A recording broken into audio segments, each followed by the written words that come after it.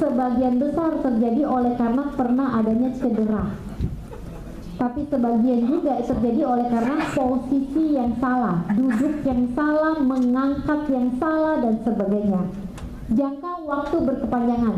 Saraf kejepit tidak terjadi hanya dalam waktu 1-2 hari, tapi saraf kejepit itu adalah proses yang terjadi selama bertahun-tahun. Nah, Bapak dengan Ibu, contoh ini adalah saraf manusia. Oke, ini adalah tulang belakang, ruas tulang belakang. Di antara ruas tulang belakang ini ada bantalan. Yang tadi apa? Tulang rawan apa yang di tulang belakang? Ayo lupa. Ini belum dites loh. Fibrosa. Oke. Ada lihat yang warna biru-biru itu adalah fibrosa.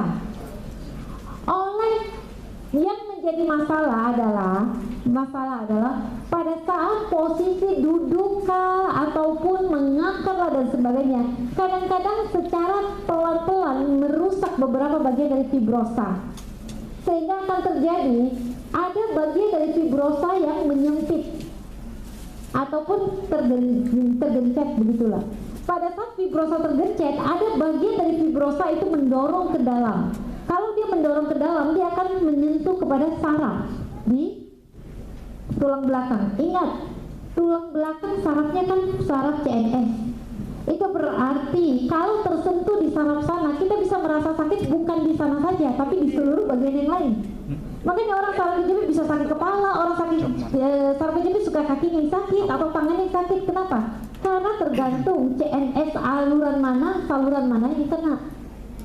Jadi Bapak dengan Ibu, masalah ada satu lagi.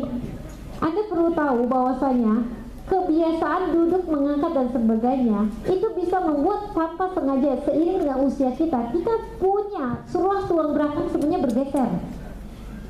Namanya misplacement. Jadi harusnya, contoh lah saya ambil ini ya, dia posisinya harus tulang belakang kayak begini kan. Contoh, dia bisa menjadi begini atau begini, kayak contoh lah ya, tapi tidak se-ekstrim itu, pelan-pelan.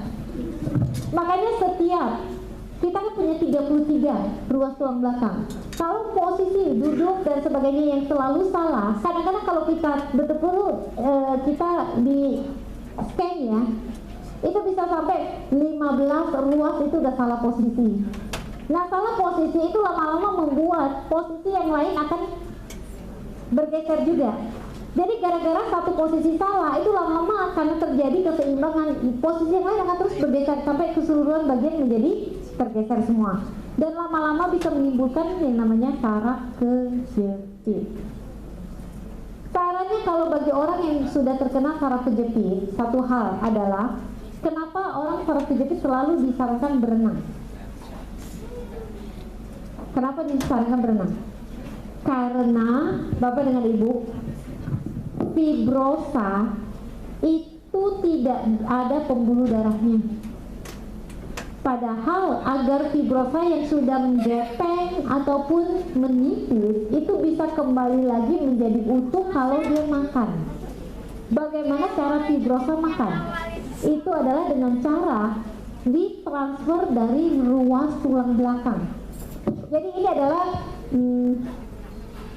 adalah tulang belakang, oke?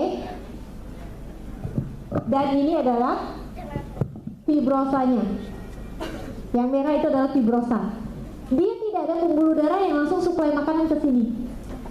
Jadi dia bisa dapat makan itu tergantung dari suplai dari sini ke sini atau suplai dari sini ke sini. Ini karena di sini ada pembuluh darah banyak yang bisa suplai makanan di sini. Jadi transfer, oke, melalui pihak ketiga dia cara makan.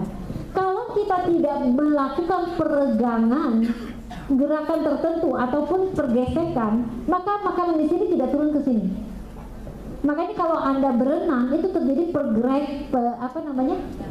pergeseran lah, peregangan dan sebagainya yang berfungsi sehingga mengantar makanan ke sini.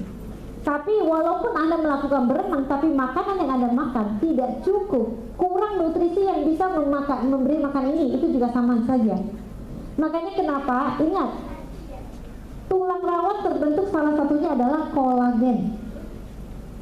Salah satu pembentuk tulang rawan adalah kolagen. Dan semua kolagen itu akan menjadi makan dengan baik. Untuk dia menambal dengan baik itu dibutuhkan vitamin C yang tinggi. Semua makanan di dalam green tea itu sangat kaya dengan vitamin C. Makanya kenapa kalau sudah ada kasus-kasus ya, ataupun mencegah terjadinya saraf kejepit, Anda dengan minum green tea kemudian melakukan gerakan-gerakan peregangan atau yoga, itu bisa mencegah terjadinya saraf kejepit. Kalau yang sudah terjadi itu minum green tea, berenang plus dengan menggunakan wise line. Tahu wise line? Produk sinergi yang di ban pinggang itu loh. Tapi jangan hanya pakai wise line-nya saja. Di antara di belakang wise line itu ada 4 kantong untuk menaruh chip. Kenapa bisa terjadi? Karena kalau Anda yang mengalami saraf kejepit, yang lagi kambuh sampai Anda merasa seluruh kaki Anda sakit, badan Anda semua sakit, itu berarti terjadi peradangan. Dengan Anda menggunakan sinergi teratur, itu Anda mencegah jangan sampai terjadi peradangan. Kalau sudah terjadi peradangan, Anda harus minum obat anti sakit. Kalau sudah minum obat anti sakit, regenerasi sel di fibrosa Anda makin lambat, makin cepat rusak. Jadi itu adalah caranya. Dan ingat, satu lagi adalah posisi salah dalam mengangkat barang. Itu biasanya kalau laki-laki, tuh saraf kejepit sering sekali diakibatkan oleh sini. Kalau Anda mengangkat sesuatu, jangan mengangkat begini. Karena pada saat kalau Anda tarik begini, beban semuanya Anda limpahkan ke sini. Jadi gampang sekali terjadi cedera. Pada saat Anda mengangkat sesuatu yang berat, Anda tekuk lutut Anda. Sehingga Anda beban yang harusnya di sini Anda pindahkan ke lutut. Sehingga jangan sampai terjadi saraf kejepit. Dan ini beberapa kunci tips bagaimana menjaga kesehatan tulang punggung Anda. Salah satu sajalah, sebisa mungkin hindari terjadinya saraf kejepit, karena penyakit ini sudah makin sering terjadi.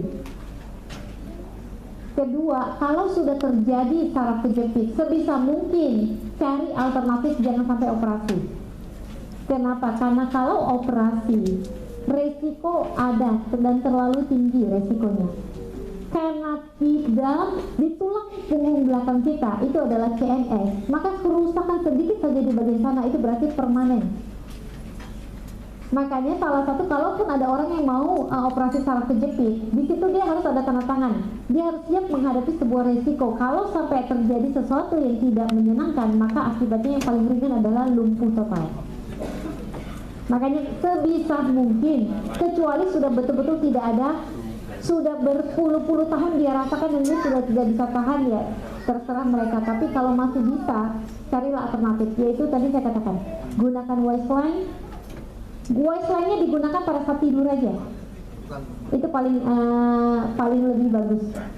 Kemudian minum green tea, fisioterapi dengan berenang. Oke, dan kasus terakhir ini sudah ya. Oke, dan ini adalah bahan makanan yang cara mencegahnya bagaimana?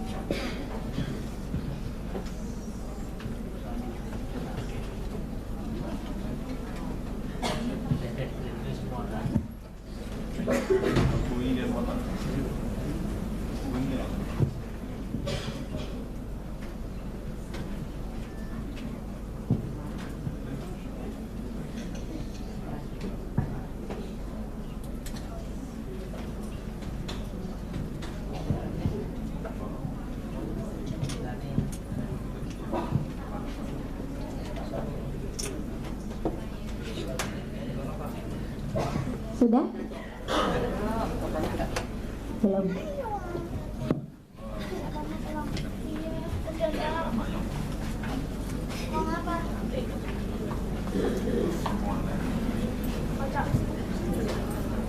Oke, dan kasus paling umum yang terakhir untuk kasus-kasus yang berhubungan dengan otak itu adalah glaukoma.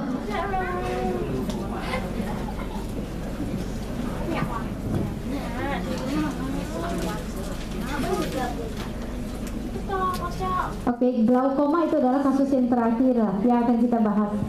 Nah, Bapak dengan Ibu, kenapa seorang bisa terkena glaukoma? Manusia di bola mata kita, contoh ya, ini adalah bola mata. Bagaimana gambarnya supaya kelihatan lebih cantik ya? Punya cas. Oke, ini adalah bola mata kita. Iya. Nah, di bola mata kita melalui pupil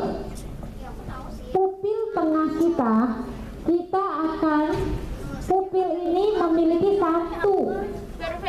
satu fungsi, yaitu dari beberapa fungsi lah ya. Salah satu fungsi pupil adalah mengeluarkan cairan mata, bukan air mata ya, cairan mata. Yang cairan ini bernama